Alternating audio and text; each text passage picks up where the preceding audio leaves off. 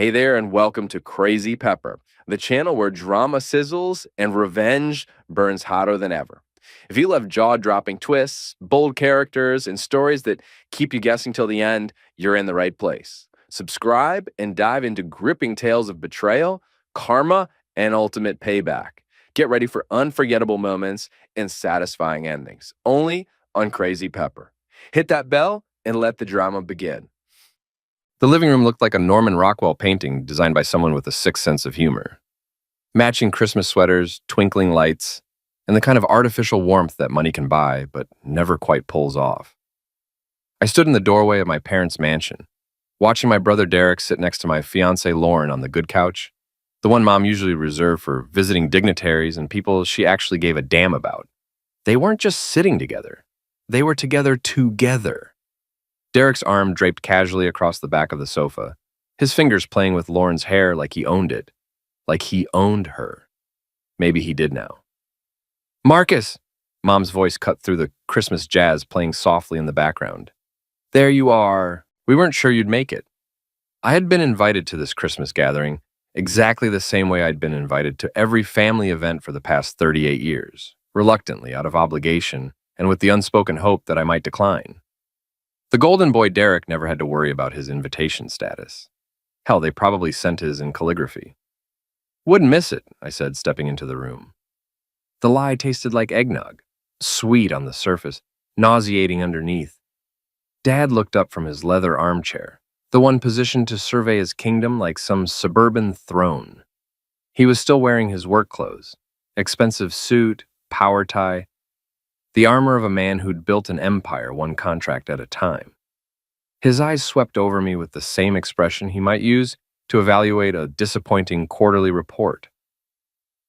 "Derek was just telling us about the promotion," Dad said, raising his scotch and a mock toast. "Regional manager, youngest in company history." Of course he was. Derek had always been the achiever, the golden child, the son who made sense. At 34, he had Dad's jaw, Mom's charm, and absolutely none of my inconvenient tendency to ask uncomfortable questions. He was everything our parents had wanted in an heir: handsome, ambitious, and just ruthless enough to carry on the family tradition of putting profit over principles. "Congratulations," I said, meaning it about as much as a cancer diagnosis. "Thanks, bro." Derek's grin was the same one he'd worn when he'd borrowed my girlfriend in high school, when he'd gotten into Harvard while I'd settled for state school, when he'd landed a job at Dad's company straight out of college while I'd been told to find my own way. It was a grin that said I win in a language only brothers understand. Lauren shifted beside him, and I noticed she was wearing the necklace I'd given her for her birthday last month. The irony wasn't lost on me. My jewelry, his girl, their future. She caught me looking and had the decency to glance away, but not before I saw something flicker across her face. Guilt, maybe, or just annoyance that I was still standing there, disrupting their perfect little tableau. Mom moved through the room like a hostess from hell, all smiles and passive aggression wrapped in a cashmere sweater that probably cost more than most people's rent. She handed Lauren a glass of wine, the good wine, the stuff she usually kept locked away for special occasions. Then she handed Derek a scotch, neat, just like Dad's. When she got to me, she paused. "There's beer in the kitchen," she'd said. "Help yourself." Beer in the kitchen, while the happy couple got the premium liquor service in the living room. The message was clear enough to read from space. "You don't belong here." "Actually," I said, "I'm good. Thanks, though. Suit yourself." Mom settled into her chair, the one that gave her the perfect angle to watch Derek and Lauren like she was observing some fascinating social experiment. Lauren was just telling us about her new position at Morrison & Associates. Senior consultant. Very impressive for someone so young. Lauren flushed prettily. She'd always been good at that, the modest blush that made her look innocent, even when she was anything but. "It's a great opportunity," she said. "The salary alone is—" She trailed off, glancing at me. "Well, it's substantial." Substantial, right. Because that's what mattered in our family. The bottom line, the profit margin, the quarterly projections. Love was a luxury item, and apparently I'd been priced out of the market. "She deserves it," Derek said, his hand finding hers. "Lauren's brilliant. Dad's been saying the company could use someone with her skills." Dad nodded approvingly. Smart woman. Knows how to pick her battles. How to pick her partnerships. The word hung in the air like a poisonous cloud. Partnerships, not relationships, not love, not even basic human affection. Partnerships, business arrangements, mergers and acquisitions of the heart. Speaking of partnerships, Mom said, her voice taking on that particular tone she used when she was about to deliver a killing blow, we should talk about the engagement. My engagement to Lauren. The engagement that was apparently being discussed in past tense while the bride-to-be sat cuddled up with my brother like some kind of twisted Christmas miracle. There's no need to make this awkward, Lauren said, finally finding her voice. Marcus and I, we've grown apart. These things happen. These things happen. Like catching the flu, like missing a train, like accidentally falling onto my brother's pecker sometime between Thanksgiving and Christmas morning. Don't be petty, Mom said, her eyes fixed on me with laser precision. There's no love lost here. You two weren't right for each other anyway. Anyone could see that. Anyone could see that. Translation.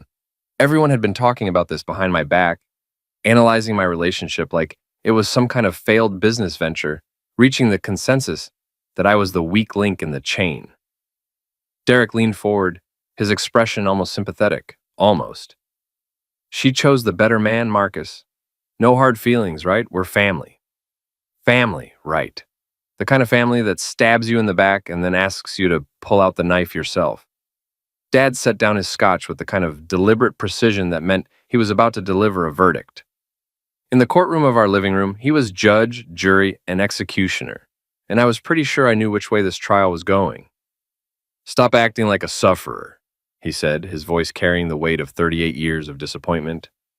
You were never good enough for anyone, Marcus. Lauren's smart enough to recognize that. Derek's man enough to step up. Maybe it's time you grew up and accepted reality. Never good enough for anyone. The words hit like a physical blow, but I'd been taking hits from this family for so long that I'd developed something like immunity. Or maybe it was just scar tissue. Either way, I felt something inside me click into place, like a lock engaging or a safety being released. I looked around the room, at Mom with her satisfied smirk, at Dad with his casual cruelty, at Derek with his victorious grin, at Lauren with her guilty relief. They were all waiting for me to break down, to beg, to make a scene that would justify their narrative about my inadequacy. Instead, I smiled. You know what? I said, my voice surprisingly steady. You're absolutely right. You'll show me exactly who you are. Thanks for making it so easy.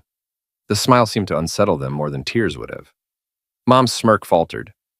Dad frowned. Derek's grin became uncertain around the edges. What's that supposed to mean? Lauren asked. Nothing, I said, still smiling. Just thank you for the clarity, for being so honest about what you really think of me. It's refreshing. I turned to go, then paused at the doorway. Oh, and Derek, congratulations on the promotion. I'm sure you've earned it. I left before dessert. Nobody followed. As I walked to my car, I could hear the murmur of conversation resuming inside, probably analyzing my reaction, dismissing my parting words as the desperate attempt of a broken man to save face. They had no idea that they'd just made the biggest mistake of their lives. Because they were right about one thing. I'd been holding back, playing the role of the family disappointment, the acceptable loss, the collateral damage in their pursuit of success. But that Marcus was done. The new Marcus, the one walking away from that house with a smile on his face and homicide in his heart, was going to be a very different story. They wanted to see exactly who I was. Perfect. I was about to give them a masterclass. My apartment looked like what it was, the home of a man who'd been living in other people's shadows for so long he'd forgotten what sunlight felt like. Bare walls, minimal furniture, the kind of sterile efficiency that screamed temporary, even after 3 years of occupancy. I'd never bothered making it a home, because I'd always assumed I'd be moving into something better, something shared, something that mattered. Funny how quickly assumptions can crumble. I poured myself 3 fingers of bourbon, the good stuff, not the swill I usually drank, and settled into my desk chair. The computer hummed to life with the soft efficiency of expensive hardware, multiple monitors flickering on to reveal a digital landscape that would have made most people's eyes glaze over. Numbers, databases, encrypted files, The electronic breadcrumbs that people left behind when they thought nobody was watching. My phone buzzed. Eli. Saw the news about your brother's promotion. His voice carried that particular mix of sympathy and curiosity that old friends deploy when they smell drama. Figured you might need to talk.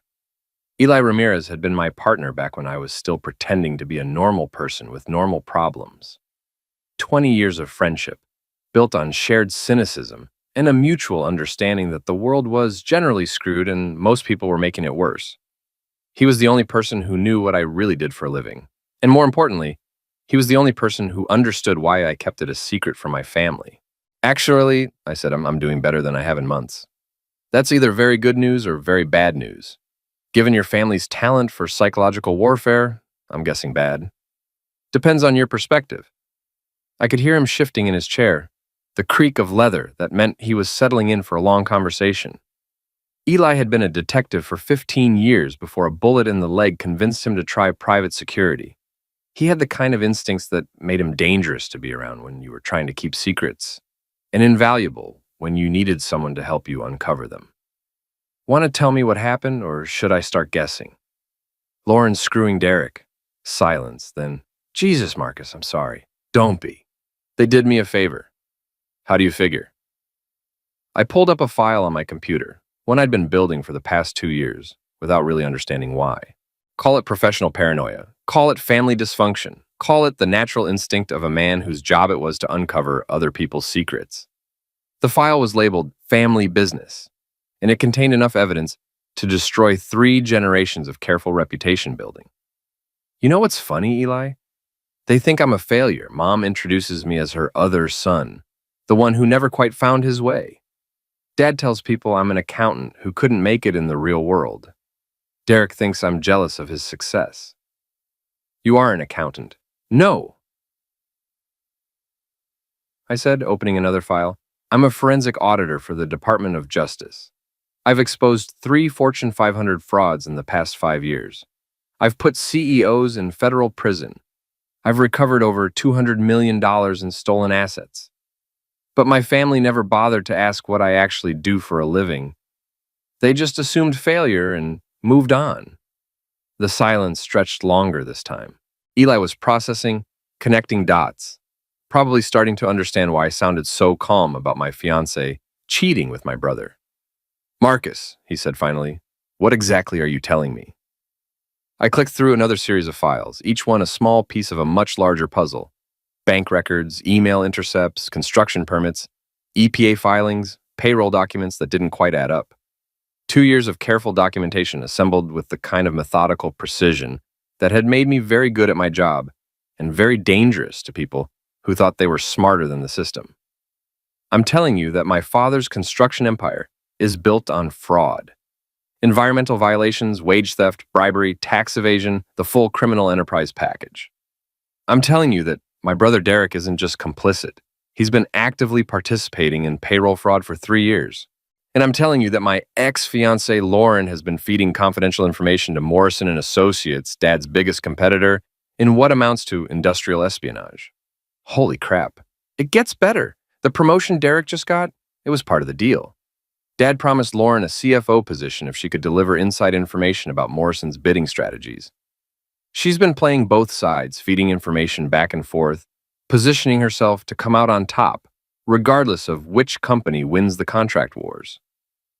I pulled up the email chain that had taken me 3 months to decrypt.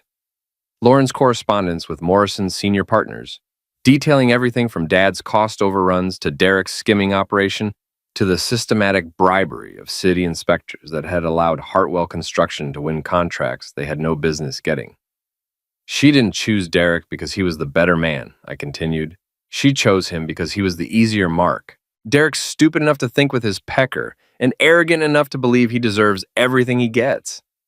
Lauren's been manipulating him from day one, just like she was manipulating me. So what are you going to do? That was the question, wasn't it? What does a man do when he discovers that his entire family is not just morally bankrupt, but literally criminal? What does a forensic auditor do when he's been sitting on enough evidence to destroy the people who've spent decades treating him like a disappointment? I'm going to give them exactly what they deserve, I said. Marcus, don't worry, nothing illegal. Nothing that can't be traced back to their own choices, their own crimes, their own spectacular stupidity. I'm just going to stop protecting them. The truth was, I'd been protecting them for 2 years. Every time I'd uncovered another piece of evidence, another smoking gun, another nail in the coffin of Hartwell Construction's legitimacy, I'd buried it. Family loyalty, misplaced as it was. The naive hope that maybe they'd change. Maybe they'd include me. Maybe they'd realize that I was worth something after all, but they'd made their position clear tonight. I was never good enough for anyone. I was the family disappointment, the acceptable loss, the collateral damage in their pursuit of success and status. Fine. If that's how they wanted to play it, I'd show them exactly what a disappointment could accomplish when he stopped trying to earn their approval and started leveraging their crimes. When do you start? Eli asked. I looked at the calendar on my computer screen. December 26th, the day after Christmas, when everyone would be nursing hangovers and counting their gifts and basking in the warm glow of family togetherness. The perfect time for a reckoning. New Year's Day, I said. Fresh start, clean slate, new beginning. Seemed appropriate. You need help? Actually, yes, I need surveillance on Lauren. Professional grade, admissible in court. She's meeting with Morrison's people regularly, and I need documentation of the handoffs. Consider it done. I hung up and stared at the files spread across my monitors. 2 years of evidence, meticulously gathered, carefully preserved, waiting for the right moment to see daylight. My family thought they knew who I was, the failure, the disappointment, the man who was never good enough for anyone. They were about to learn the difference between being underestimated and being invisible, and in about 6 days, they were going to discover that the family disappointment had been paying very close attention to their criminal enterprise. The bourbon tasted better than it had in years. New Year's Day arrived with the kind of crisp clarity that made everything seem possible. While most of the city was nursing hangovers and making resolutions they'd abandoned by February, I was sitting in my home office surrounded by carefully organized evidence and a sense of purpose I hadn't felt in years. The DOJ submission portal glowed on my primary monitor, waiting for the files that would transform my family's criminal enterprise from a private shame into a federal case. I'd spent the past week triple-checking everything, verifying sources, ensuring that every piece of evidence would hold up under the kind of scrutiny that federal prosecutors brought to cases like this. 27 separate violations. That's what 2 years of careful documentation had yielded. Environmental crimes, labor violations, tax evasion, bribery, fraud, a criminal buffet that would keep federal prosecutors busy for months. I started with the EPA violations. Dad's company had been dumping construction waste in protected wetlands for over 5 years, saving hundreds of thousands in disposal costs while poisoning groundwater that supplied 3 suburban communities. The photographic evidence was damning. The chemical analysis was conclusive, and the cover-up involved forged environmental impact statements that constituted federal fraud. Upload complete. Next came the labor violation. Undocumented workers paid in cash at below minimum wage. Safety violations that had resulted in 3 hospitalizations that were never reported to OSHA. Systematic wage theft that affected over 200 employees across 5 years. Derek's payroll records were a masterclass in criminal stupidity. He documented everything, probably thinking his computer password was adequate security against investigation. Upload complete. The tax evasion was almost artistic in its complexity. Shell companies, offshore accounts, phantom employees, inflated expenses, and a web of financial fraud that had allowed Hartwell Construction to avoid paying federal taxes for 3 of the past 5 years. The IRS would have a field day with this one. Upload complete. But the crown jewel was the bribery network. City inspectors, zoning officials, permit administrators. Dad had been systematically corrupting municipal employees for over a decade, ensuring that Hartwell Construction won contracts regardless of whether they were the best bid or even minimally qualified. The paper trail was extensive, the recorded conversations were clear, and the bank records showed a pattern of payments that could only be interpreted one way. Upload complete. I sat back and looked at the confirmation screen. Case number assigned. Investigation priority high. Estimated response time 72 hours. Happy New Year, Dad. My phone buzzed with a text from Eli. Package delivered. You need to see this. 20 minutes later, I was sitting in Eli's car outside a downtown coffee shop, watching Lauren through telephoto lenses as she handed a manila envelope to a man I recognized from Morrison & Associates' website. Tom Brewster, senior partner, the kind of corporate shark who wore expensive suits and cheaper morals. Third meeting this week, Eli said, adjusting the camera angle. Same routine every time. She brings documents, he brings cash. Old school espionage, no electronic trail. I watched Lauren laugh at something Brewster said, her hand lingering on his arm in a gesture that was definitely not professional.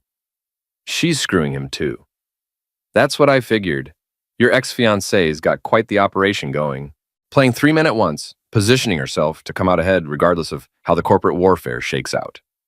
The camera captured Brewster sliding an envelope across the table, Lauren checking the contents, the satisfied smile that crossed her face as she tucked it into her purse. Industrial espionage in broad daylight, documented in high definition, admissible in court. How much do you think she's making? I asked. Based on the envelope size and her reaction, 5 figures per meeting minimum. She's not just selling information, she's selling comprehensive intelligence. Your father's bidding strategies, cost breakdowns, client lists, employee records, everything Morrison needs to outmaneuver Hartwell Construction in the marketplace.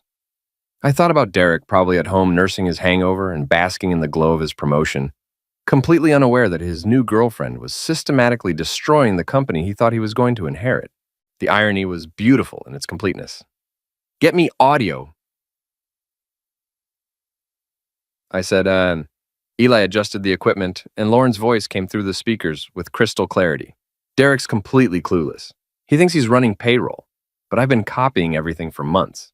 Employee records, subcontractor lists, union negotiations, everything you need to poach their best people. Brewster's laugh was ugly. And your future brother-in-law? Marcus? He's harmless. Some kind of failed accountant who never amounted to anything. The family treats him like a joke, and honestly, I can see why. No ambition, no connections, no future. Derek's everything Marcus isn't. Successful, confident, going places. Failed accountant, no ambition, harmless. I felt something cold settle in my chest, a kind of crystalline fury that was far more dangerous than hot anger. They didn't just think I was worthless. They dismissed me so completely that they were conducting their criminal conspiracy in plain sight, confident that I was too stupid and too irrelevant to pose any threat. There's more, Eli said. Listen to this. Lauren's voice continued. The best part is that Marcus actually helped me understand the business. He'd ask these detailed questions about construction processes, regulatory requirements, cost structures. I thought he was just trying to be supportive, but he was basically giving me a masterclass in everything Morrison needed to know about Hartwell's operations. I had been trying to be supportive. Every conversation about her work, every question about the industry, every attempt to understand her professional challenges. I'd been unknowingly providing the intelligence that she was selling to my father's competitors. Stupid fool probably still thinks I loved him, Lauren continued. Like I'd waste my time on a loser when I could have Derek. At least Derek's going somewhere in life. Brewster's voice was amused. And after the merger? After Morrison absorbs Hartwell's contracts and Derek's out of a job? I'll be CFO of the combined operation and Derek will be a pleasant memory. The Hartwell family will be finished and I'll be exactly where I planned to be from the beginning. The merger.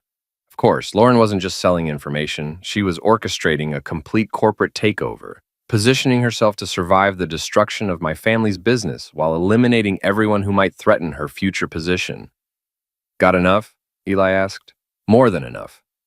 I spent the rest of the afternoon making copies, encrypting files, preparing evidence packages for multiple recipients. The DOJ submission was just the beginning.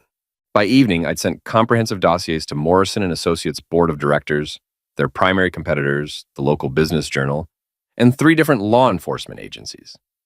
If Lauren wanted to play corporate warfare, she was about to learn what happened when you brought a knife to a nuclear fight. By tomorrow morning, everyone who mattered in the construction industry would know exactly what kind of operation Morrison was running and exactly what kind of person Lauren really was. But that was just the appetizer. The main course would come when the federal agents arrived at Hartwell Construction, armed with enough evidence to turn my family's empire into a criminal case study. I poured myself a drink and watched the sun set over the city, thinking about Derek's promotion, Lauren's betrayal, and my parents' casual cruelty. They'd spent decades treating me like I was invisible, like I didn't matter, like I was too insignificant to be worth their attention. Tomorrow, they were going to discover that being invisible had given me the perfect vantage point to watch them destroy themselves. And being insignificant had made it remarkably easy to document their crimes without anyone noticing. The bourbon tasted like victory. The federal agents arrived at Hartwell Construction at exactly 9:47 a.m. on January 3rd, armed with search warrants, seizure orders, and the kind of bureaucratic efficiency that turns corporate empires into criminal evidence in a matter of hours. I watched from across the street, sipping coffee and enjoying the show as 20 years of my father's careful reputation building crumbled in real time. The news vans showed up within an hour, drawn by the irresistible spectacle of another corporate fraud investigation. Local reporters jockeyed for position as federal agents carried boxes of documents out of the building, each cardboard container representing years of criminal activity that my family had thought was safely buried in corporate paperwork. My phone rang. Dad. Marcus, what the hell is happening? The FBI is at my office. They're seizing everything. They're treating me like a common criminal. Are you a common criminal? I asked. Silence, then. Don't be smart with me. I need you to call your lawyer friends, see if anyone knows what this is about. The agents won't tell me anything except that they're investigating financial irregularities and environmental violations. This has to be some kind of mistake. Financial irregularities, environmental violations. The federal government's polite way of saying, we know you're a crook and we can prove it. I don't have lawyer friends, Dad, remember? I'm the family disappointment, the one who never amounted to anything. This isn't the time for... He stopped mid-sentence, and I could hear voices in the background, official voices, using the kind of tone that meant someone was about to be arrested. Oh, God, they're reading Derek his rights. Derek. My golden boy brother, the regional manager, the heir apparent, the man who'd stolen my fiancé and my parents' approval. I wondered if he was thinking about Lauren right now, if he was worried about how this would affect their relationship, if he had any idea that his new girlfriend was the reason federal agents knew exactly where to look for evidence of his crimes. Marcus, I need you to... The line went dead. Either Dad had hung up, or more likely someone had confiscated his phone as evidence.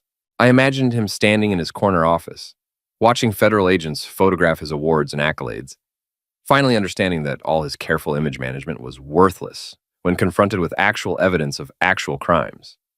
My phone buzzed with a text from Eli. Target on the move. Lauren's running. I found Eli's car 3 blocks from Lauren's apartment building, engine running, eyes fixed on the parking garage exit. She came tearing out of there 10 minutes ago, he said. Suitcase in the back seat, scared look on her face. Someone tipped her off. Probably Brewster. Morrison's board got my evidence package yesterday. They'd want to distance themselves from the espionage operation before it becomes a federal case. Lauren's BMW emerged from the garage, moving fast but not fast enough to attract police attention. Professional panic, the kind that comes from careful planning rather than pure terror. She'd probably been preparing for this possibility since the day she'd started selling information to Morrison. Follow her, I said. We tracked Lauren through downtown traffic, watching her make the kind of evasive turns that suggested she was either very paranoid or very well trained in counter-surveillance. She ended up at a high-rise apartment complex in the financial district, the kind of place where corporate executives kept discreet second homes for discreet activities. Brewster's place, I said, recognizing the address from the background check Eli had run. She's probably hoping Morrison will protect her. Think they will? Not a chance. Corporate sharks don't protect assets that have become liabilities. She's about to learn the difference between being valuable and being disposable. We watched Lauren park and hurry into the building, her usual confidence replaced by something that looked like genuine fear. For the first time since this whole mess started, I felt something approaching sympathy for her. Not much, but enough to recognize that she was about to discover what it felt like to be abandoned by people who'd claimed to care about her. 20 minutes later, she came back out, alone. No suitcase, no confident stride, no satisfied smile. Just a woman who'd finally run out of angles to play and people to manipulate. She stood by her car for a moment, probably trying to decide where to go next, what move to make, which bridge to burn, in her desperate attempt to avoid the consequences of her choices. Then she saw me. I'd gotten out of Eli's car and was leaning against a lamppost, making no attempt to hide or avoid recognition. Lauren's face went through a series of expressions: surprise, fear, anger, and finally something that might have been relief. She walked over slowly, like someone approaching a dangerous animal. Marcus, Lauren, I suppose you think this is funny. Actually, I think it's educational. You spent months telling people I was harmless, too stupid to be a threat, too irrelevant to matter. Turns out that was a strategic miscalculation. Her laugh was bitter. You did this. Somehow, you're behind all of this. I didn't make your father-in-law commit environmental fraud. I didn't make Derek steal money from his own company. I didn't make you sell corporate secrets to Morrison and Associates. I just stopped pretending I didn't notice. You fool! You've destroyed everything. No, I said, you destroyed everything. I just documented the process. Lauren's composure finally cracked. You don't understand. Brewster's cutting me loose. Morrison's claiming they never authorized the information purchases, that I was acting as a rogue agent. Your family's finished. Derek's going to prison, and I'm going to be the scapegoat for everyone's crimes. Sounds like you picked the wrong partners. Please. The word came out strangled, desperate. Help me. We were engaged. That has to mean something. I made mistakes, but I never meant for it to go this far. I looked at her, really looked at her, and tried to remember what I'd seen in this woman. What had made me think she was worth loving, worth building a future with? The beauty was still there, the intelligence, the charm that had initially attracted me. But underneath it all was something cold and calculating, something that had been there all along, but that I'd been too naive or too hopeful to recognize. You made your choice, I said. Derek was the better man, remember? He was going somewhere in life. I was just the harmless loser who never amounted to anything. I was wrong. No, you were right. I was harmless. Past tense. The new me is something different entirely. I walked away, leaving her standing by her car in the financial district, probably trying to figure out which federal agency would be coming for her first. Behind me, I could hear her calling my name, but the sound faded quickly, absorbed by the city noise and the satisfaction of a plan executed perfectly. My phone rang again. Mom this time. Marcus, please, you have to help us. Your father's been arrested, Derek's in custody, the news is calling us a criminal enterprise, and this is destroying our family. Our family destroyed itself, I said. I just stopped covering for you. What's that supposed to mean? It means I've known about Dad's crimes for 2 years. It means I've been protecting you, keeping quiet, hoping you'd change or at least include me in your lives. But you made it clear that I was never good enough to be part of this family. So I stopped acting like family. The silence stretched long enough that I thought she'd hung up. Then, you knew, and you said nothing? I said nothing because I loved you, all of you. Even when you treated me like garbage, even when you chose Derek over me, even when you made it clear that I was a disappointment and a failure. But love has limits, Mom, and you found mine. Marcus, please. Merry Christmas, I said, and hung up. The federal investigation would take months to complete, but the outcome was already determined. Dad would go to prison, Derek would follow him, and Hartwell Construction would be dissolved to pay restitution to the sufferers of their crimes.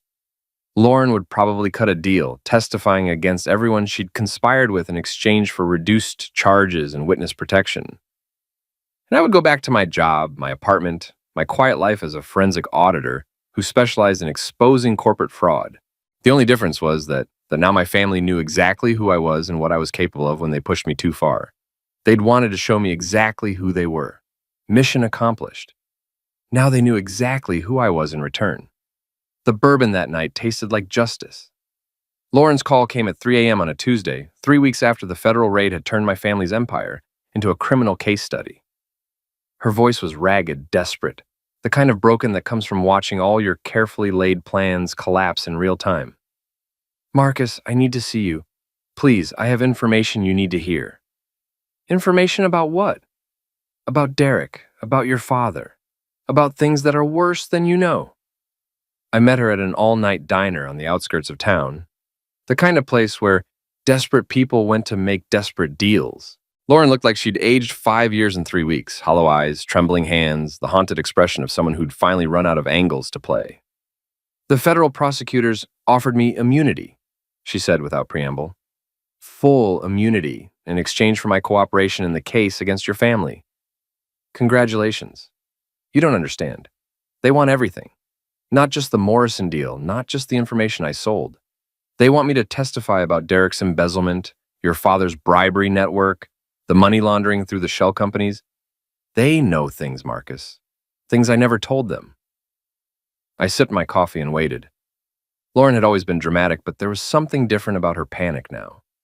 Something that suggested she'd discovered exactly how deep the rabbit hole went. Derek's been skimming money for 5 years, not 3. Over $200,000 hidden in accounts I helped him set up. Your father knew about it. He was using Derek's theft as leverage, making sure Derek stayed loyal by keeping evidence of his crimes. Family business, I said. No, it gets worse. The environmental violations? They're not just dumping construction waste. They've been disposing of industrial chemicals, toxic materials from other companies. Your father was running an illegal waste disposal operation, taking money to dump materials that should have gone to hazardous waste facilities. That was new information, even for me. I'd known about the wetlands contamination, but not about the broader waste disposal scheme. It explained why the EPA had moved so quickly, why the investigation had expanded beyond simple construction fraud. How much worse? Lauren pulled out a tablet, showed me financial records I'd never seen before. $12 million over 8 years. Enough toxic waste to contaminate groundwater for 3 counties. And Derek knew about all of it. He wasn't just managing payroll, he was coordinating the disposal schedules, arranging payments, covering up the paper trail. I stared at the numbers, trying to process the scope of what my family had been doing. This wasn't just corporate fraud. This was environmental terrorism, the kind of systematic poisoning that affected thousands of people and lasted for generations. Why are you telling me this? Because the prosecutors think you were involved. They think there's no way you could have worked for the DOJ, lived in this city, been engaged to me, and not known about the full scope of the operation. They think you're either complicit or you're the whistleblower who's been feeding them information. Both, actually, but I wasn't about to clarify that for her. So what do you want? I want you to help me disappear. New identity, new life, somewhere the federal prosecutors can't find me. In exchange, I'll give you everything: bank records, communication logs, video evidence of meetings with your father and Derek. Everything you need to make sure they never see daylight again. Lauren had always been transactional, but this was impressive even for her. She was offering to destroy the people she'd been sleeping with in exchange for help escaping the consequences of her own crimes. You're assuming I want them to never see daylight again, don't you? Her laugh was bitter. After what they did to you? After the way they treated you? After Christmas? I thought about Christmas, about Derek's smirk and Dad's casual cruelty and Mom's dismissive sneer, about being told I was never good enough for anyone, about watching my fiancé choose my brother, about being treated like a disappointment and a failure by people who were systematically poisoning their own community for profit. What makes you think I have the resources to help you disappear? Because you're not who you pretended to be. The Failed Accountant Act was BS. I've done research, Marcus. Real research. You're not just a forensic auditor. You're a specialist in financial crimes. You've worked undercover operations. You have connections in law enforcement that go way beyond normal consulting work. She'd been busy. And she was right. My work for the DOJ had involved more than just analyzing spreadsheets. There had been undercover operations, witness protection coordination, the kind of deep investigative work that required security clearances and federal credentials. Even if I could help you, I said, why would I?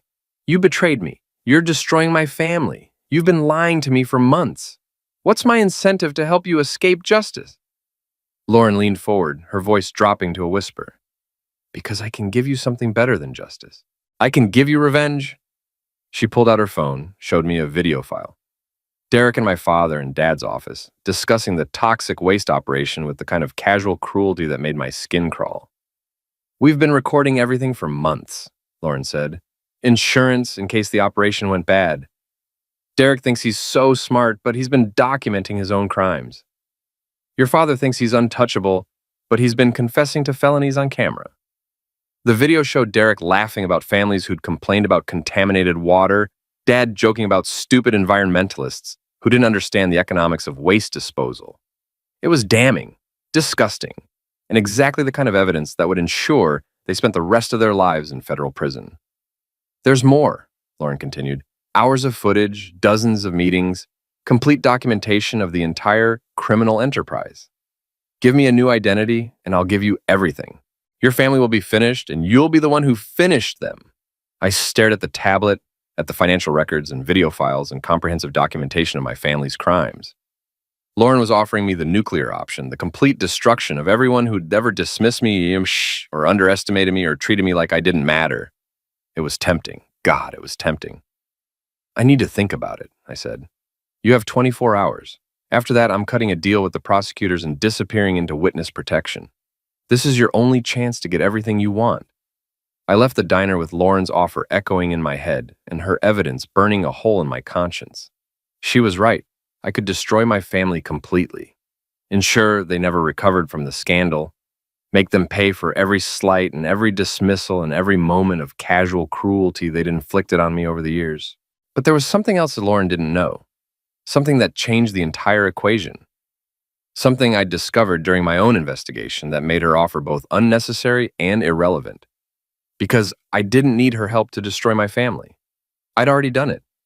The federal investigation was just the beginning, the opening move in a much larger game that would end with the complete collapse of everything they'd built. And the best part?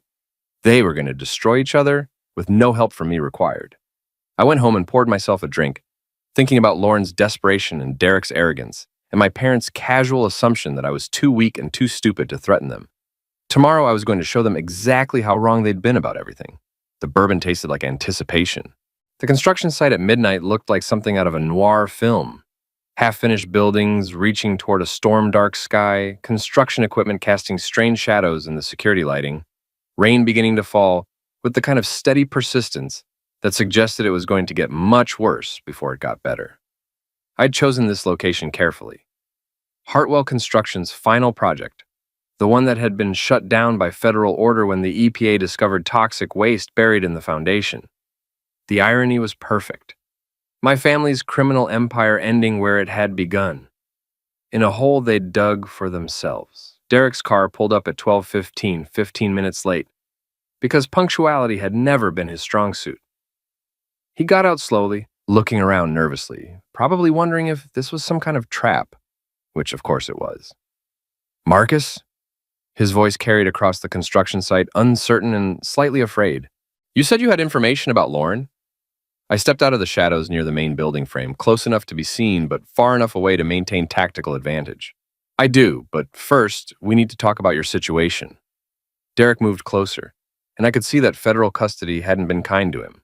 He'd made bail, probably by mortgaging everything the family owned, but he looked hollow, desperate, like a man who'd finally realized that all his advantages had evaporated overnight. The prosecutors are offering me a deal, he said. Reduced sentence if I cooperate fully, testify against Dad, provide evidence about the waste disposal operation.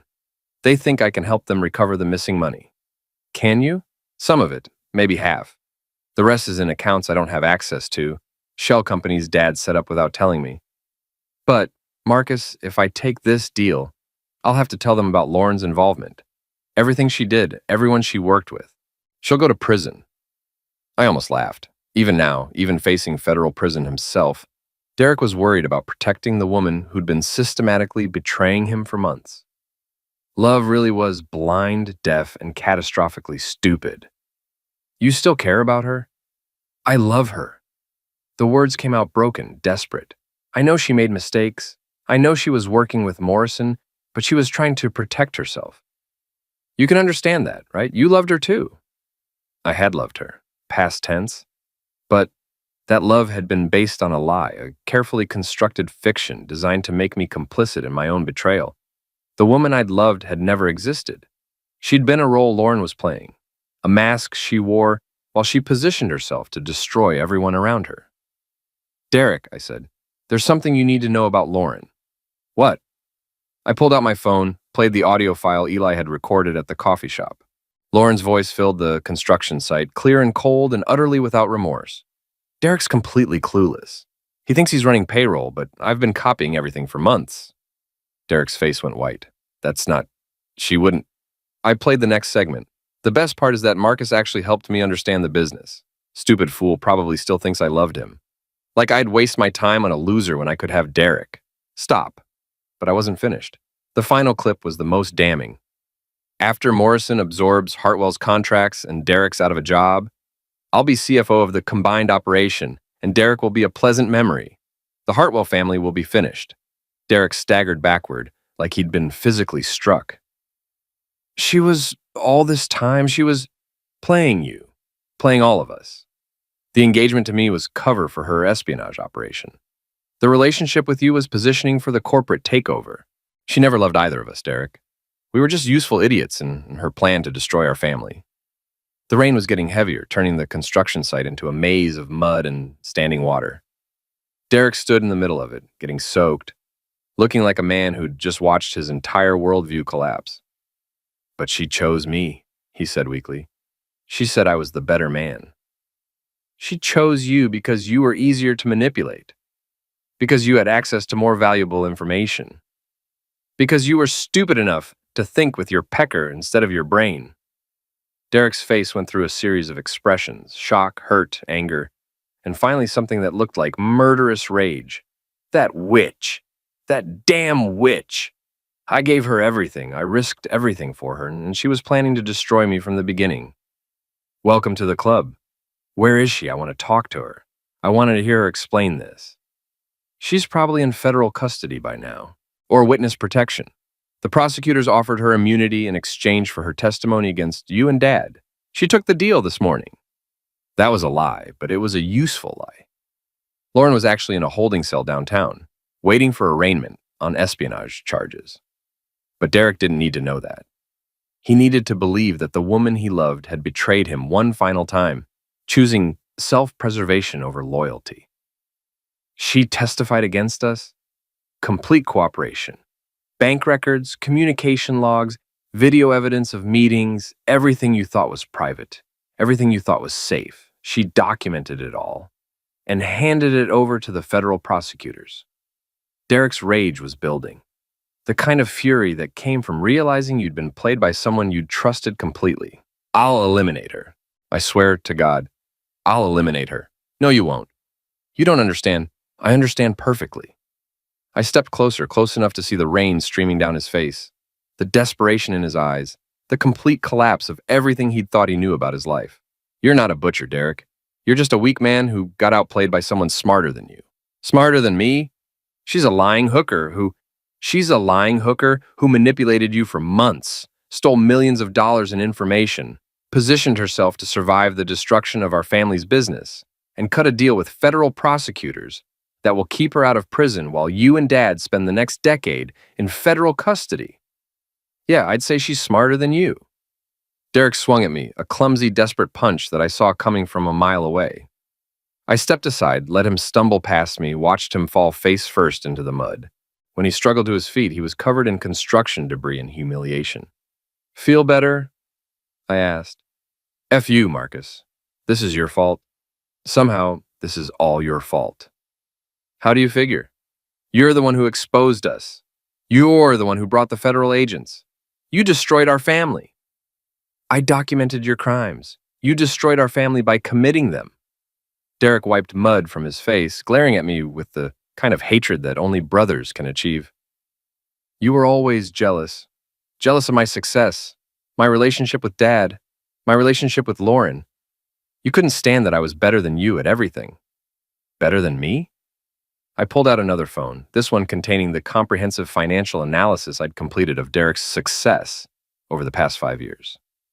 You want to know what you were better than me at? Embezzlement, fraud, environmental terrorism, systematic theft from your own employees. Congratulations, Derek. You were better than me at being a criminal. I was building something. I was carrying on Dad's legacy. Dad's legacy is poisoning groundwater and stealing from working families. If that's what you call success, then yeah, you were definitely better at it than me. The rain was coming down harder now, turning the construction site into a swamp. Derek stood in the middle of it, soaked and muddy, and finally beginning to understand the scope of what he'd lost. Not just his freedom, not just his future, but his entire identity as the golden child, the heir apparent, the son who'd made something of himself. "What do you want from me?"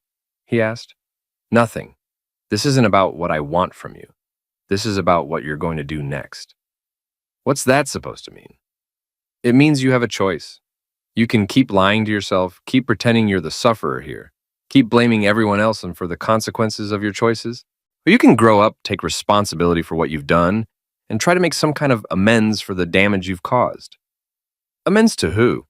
To the families whose water you poisoned, to the workers whose wages you stole, to the communities you've been systematically destroying for profit, to Mom, who's going to lose everything because of your crimes. Derek's laugh was bitter. Mom, you're worried about Mom. She knew Marcus. She knew about everything, the waste disposal, the embezzlement, the bribery. She's been helping Dad launder money through her charity organizations for years. That was new information. I'd suspected Mom was more involved than she'd admitted, but I hadn't realized the extent of her complicity. How much did she know? Everything. She's the one who suggested using the environmental cleanup charity as a front for the illegal disposal operation. She's the one who helped set up the shell companies. She's been an active participant in the criminal enterprise from the beginning. So much for family loyalty. So much for protecting the people I'd once loved. If Mom was actively involved in the environmental crimes, if she'd been helping to poison her own community for profit, then she deserved whatever consequences were coming. Then she'll go to prison too, I said. We all will. Thanks to you. Thanks to your choices. I didn't make you steal money. I didn't make you dump toxic waste. I didn't make you fall for Lauren's manipulation. You did all of that yourself. Derek stared at me through the rain, finally beginning to understand that this wasn't just about revenge or jealousy or family dysfunction. This was about justice, about consequences, about the simple principle that actions have results and crimes have punishments. You really hate us, don't you? I used to love you, all of you, even when you treated me like garbage, even when you made it clear I wasn't good enough to be part of this family. But love has limits, Derek, and you found mine. So what happens now? Now you go to prison. Dad goes to prison. Mom probably goes to prison. The company gets dissolved, the assets get seized, and the sufferers get whatever compensation the courts can extract from the wreckage of your criminal enterprise. And you? I go back to my life, my job, my quiet existence as a forensic auditor who specializes in exposing corporate fraud. The only difference is that now my family knows exactly who I am and what I'm capable of when they push me too far. Derek turned to walk away, then stopped. For what it's worth, I'm sorry about Lauren, about Christmas, about the way we treated you. You didn't deserve that. No, I said, I didn't. He walked back to his car, moving like a man carrying the weight of complete defeat. I watched him drive away, probably heading back to whatever temporary housing he could afford while waiting for his federal trial to begin. The rain continued to fall, washing the construction site clean, carrying away the mud and debris, and leaving behind something that looked almost like possibility. In a few years after the environmental cleanup was complete, after the toxic waste was properly disposed of, after the groundwater was restored, this site might become something useful, something that helped the community instead of poisoning it. My phone buzzed with a text from Eli. News is reporting Lauren's arrest. Federal espionage charges, no bail. Thought you'd want to know. I typed back, thanks. Another text arrived, this one from an unknown number. This is your mother. Please call me. We need to talk. I deleted it without responding. The federal trials would take months, maybe years. There would be testimony and evidence and legal maneuvering and media coverage. Derek would probably get 8 to 10 years. Dad would get longer. Mom would get whatever sentence fit her level of involvement. Lauren would testify against all of them, then disappear into witness protection with a new identity and a new life far away from the wreckage she'd helped create. And I would go back to my apartment, my job, my quiet life as the family disappointment who'd turned out to be anything but disappointing. The man who'd been underestimated by everyone who was supposed to love him, and who'd used that underestimation to bring down a criminal empire. The bourbon that night tasted like closure. 5 years later, I was sitting in my new office. Corner suite, floor-to-ceiling windows. The kind of space that came with running your own forensic auditing firm. When the birthday card arrived. The return address showed a state-run assisted living facility 3 states away. The kind of place where people went when they'd lost everything and had nowhere else to turn. Mom's handwriting was shaky, uncertain, nothing like the confident script I remembered from childhood birthday cards and Christmas notes. The card itself was generic, The kind you bought in bulk from a discount store when you couldn't afford anything personal. Happy birthday, Marcus. I hope you're well. I think about you often and wonder if you can ever forgive an old woman's mistakes. Love, Mom. I read it twice, then set it aside and went back to reviewing the financial records that would probably put another CEO in federal prison. My firm specialized in corporate fraud investigation, and business was booming. Apparently, there was no shortage of executives who thought they were smarter than the system, and no shortage of clients who needed someone to prove them wrong. The irony wasn't lost on me. I'd built a successful business on the foundation of my family's criminal enterprise, using the skills I'd developed exposing their crimes to expose other people's crimes. The family disappointment had become the family success story, just not in any way they'd expected or wanted. My assistant knocked on the door. "Mr. Hartwell, your wife is here?" Sarah entered with the kind of smile that still made my heart skip after 3 years of marriage. She was everything Lauren hadn't been: honest, genuine, supportive of my work without trying to exploit it for her own gain. We'd met at a conference on financial crimes, bonded over shared cynicism about corporate corruption, and built something real on a foundation of mutual respect and actual affection. "How was the deposition?" she asked. Productive, the CFO broke down and confessed to everything. His lawyer looked like he wanted to crawl under the table. "Another one bites the dust. Another one goes to federal prison where he belongs." Sarah noticed the card on my desk. "From your mother? Birthday wishes from the state facility." She picked up the card, read it carefully. Sarah knew the whole story about Christmas 5 years ago, about the federal investigation, about the trials and convictions, and the complete collapse of the Hartwell family empire. She'd never pushed me to reconcile, never suggested that family forgiveness was more important than personal justice. "Are you going to respond?" "I don't think so. She sounds lonely. She sounds like someone who's finally experiencing consequences for her choices." Sarah set the card down, studied my face with the kind of attention that came from actually caring about someone's emotional well-being. "Do you ever regret it? What you did to them?" It was a question she'd asked before, usually around holidays or family milestones, times when normal people gathered with their relatives to celebrate shared history and mutual affection. I'd given her the same answer every time. But she kept asking because she wanted to make sure I was at peace with my choices. "I regret that it was necessary," I said. "I regret that they were criminals. I regret that they treated me like garbage for most of my life, but I don't regret stopping them. Even knowing what it cost you. What did it cost me? A family that never respected me, a fiancé who was using me, a brother who thought I was worthless, parents who considered me a disappointment. I didn't lose anything worth keeping." Sarah smiled, the kind of expression that suggested she was proud of me for something. "You gained something worth keeping." She was right. I'd gained self-respect, professional success, a marriage based on honesty instead of manipulation, and the knowledge that I was capable of standing up for myself when people pushed me too far. The scared, desperate man who'd walked out of that Christmas gathering 5 years ago had been replaced by someone stronger, more confident, more certain of his own worth. My phone rang. Unknown number, but I recognized the area code.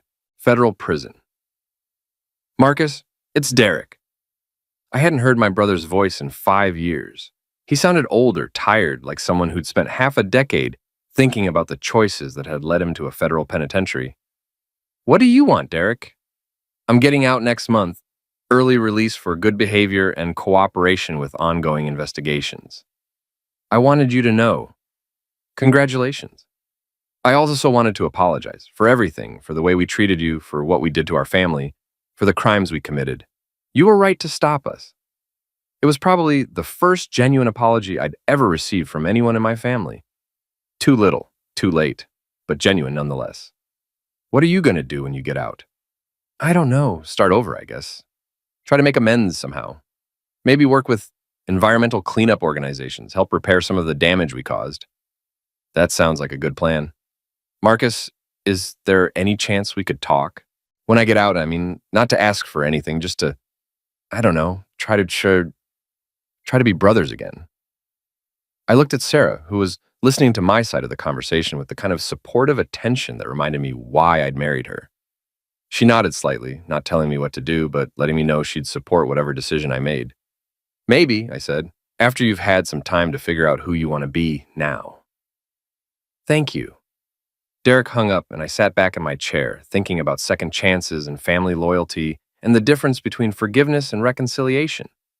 Maybe Derek had learned something in federal prison. Maybe he was genuinely sorry for his crimes. Maybe he was capable of becoming someone worth knowing, or maybe he was just another convicted felon trying to manipulate his way back into the good graces of the family member who'd exposed his crimes. Time would tell. What do you think? Sarah asked. I think people can change, but they have to want to change, and they have to prove it with actions, not just words. And if he proves it, then maybe we can have a conversation. Maybe we can figure out if there's anything left worth salvaging from the wreckage of our family. Sarah kissed my forehead, a gesture of support and affection that still amazed me with its simplicity and sincerity. You're a good man, Marcus Hartwell. I'm a man who learned to stand up for himself. Took me 38 years, but I finally figured it out. Better late than never. I looked out the window at the city skyline, thinking about the past 5 years and the future that stretched ahead. Somewhere out there, Dad was still in federal prison, serving the remainder of his 12-year sentence for environmental terrorism and fraud. Mom was in the assisted living facility, surviving on Social Security and whatever charity she could find. Lauren had disappeared into witness protection, probably living under a new name in a new city, hopefully having learned something about the consequences of betraying everyone who trusted her. And I was here in my corner office, running a successful business, married to a woman who loved me for who I actually was, instead of who she wanted me to be. Building a life based on honesty and mutual respect, and the simple principle that everyone deserves to be treated with basic human dignity. The family that had spent decades telling me I wasn't good enough had been wrong about everything. I was enough. I'd always been enough. They just hadn't been capable of recognizing it. The bourbon that night tasted like peace,